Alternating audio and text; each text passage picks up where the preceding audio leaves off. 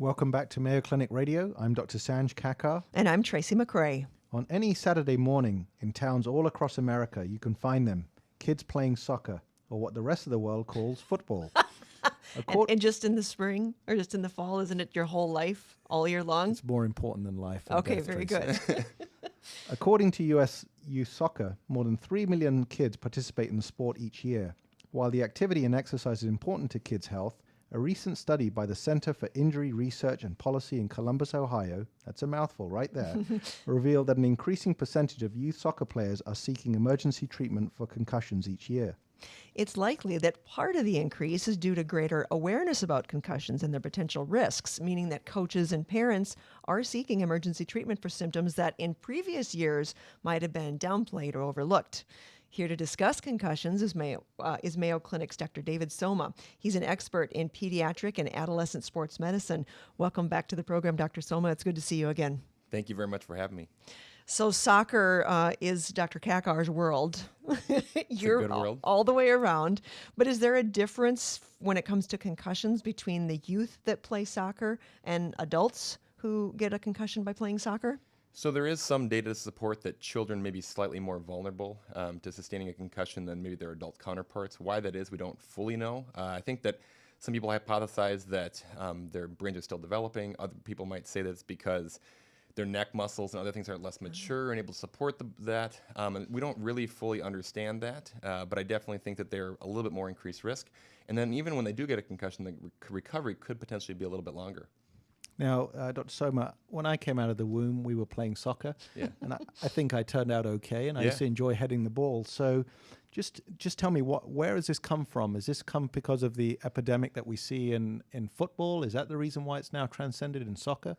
I think, it's more than just soccer. I think that all the sports we're noticing an increased number of concussions. But again, as I think Tracy said, is that because we're having more awareness, or is it actually because the number of concussions are on the rise?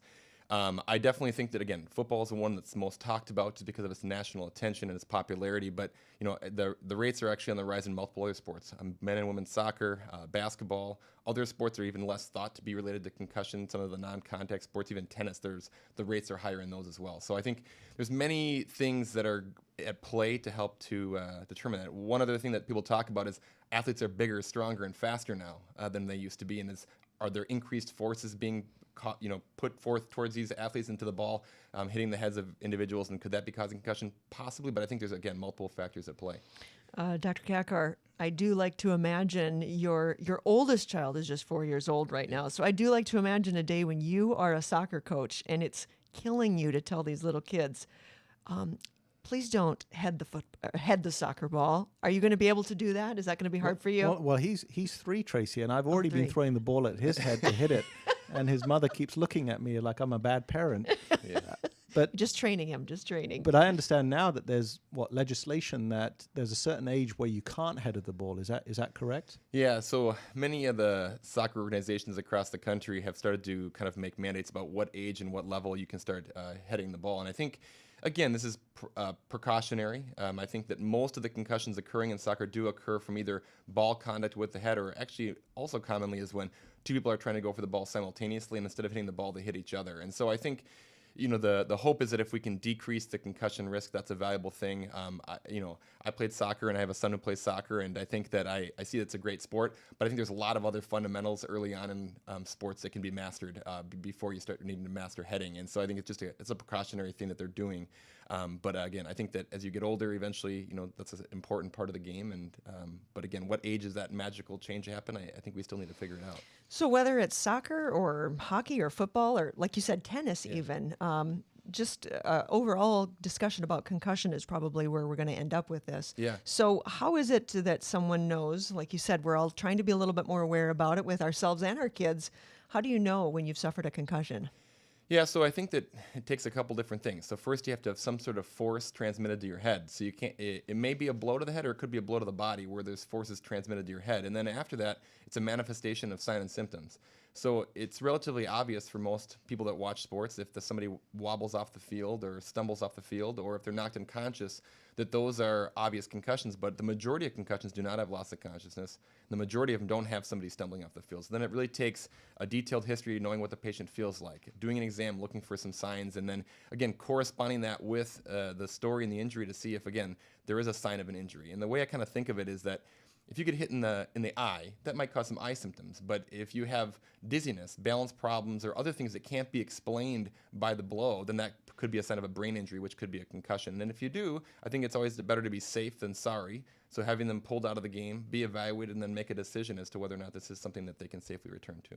So is it just a clinical diagnosis, or are you scanning the brain, for example? Yeah, great question. So it is a clinical diagnosis. There is not a standard CT, MRI, or X-ray that you can use to diagnose a concussion, and actually those should be entirely normal if you would do them. So I think that if we are doing a CT or an MRI or some other fancy imaging study, it would be primarily out of worry for something more severe. So a bleed in the brain, a skull fracture, or something else. And so, yep, this is a clinical diagnosis based off of, again, the history, the exam, and all their findings to make that kind of a decision. And professional players have a baseline done before they begin to compete. High school athletes now are having baseline done so that when they would suffer a blow to the head or something, then you do have something to compare it against. Should everyone have some sort of baseline done for their brain function? Yeah, I mean, it's a tough question. So the question would be, how, not only should you do it, but how frequently? So, imagining what the baseline function of a 5-year-old is versus the baseline function of a 10-year-old is, that changes a lot over time.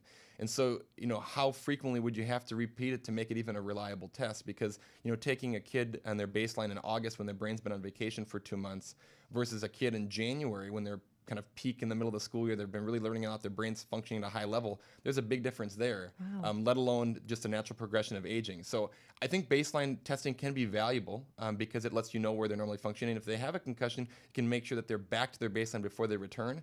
But I don't think it's as simple as saying everyone should get baseline testing because, again, it's just one of the many things that we use to help make decisions about whether or not you may have had a concussion. So if you have a concussion, then what should you do? And then when do you determine you're ready to get back out there and play? That's $1 million question, I bet. Yeah, so I think that there are state laws that kind of govern that if a player is suspected of having a concussion in any sport or any organized activity, that they be removed and evaluated by a medical professional with some training and evaluation of concussion. All coaches who coach organized sport, including soccer, are required to take online modules or education so they can be more aware of what a concussion might look like and then taking them out. And I think that the general motto that we use is when in doubt, take them out. And then once they're evaluated, then they can make decisions about, is this a concussion, yes or no?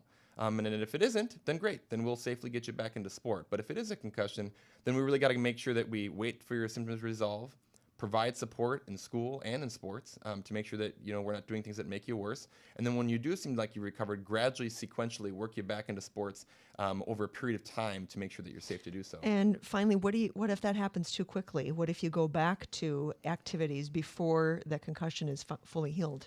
Yeah, so there's a lot of concerns about that. One which is probably rare and maybe even a little controversial is something called second impact syndrome, where someone would return to play really quickly, have sustained maybe an additional blow or two or more, and then ultimately that can result in massive dysregulation of the brain, ultimately even brain swelling, possibly even death. That's, again, very rare, but the most concerning complication of returning too soon.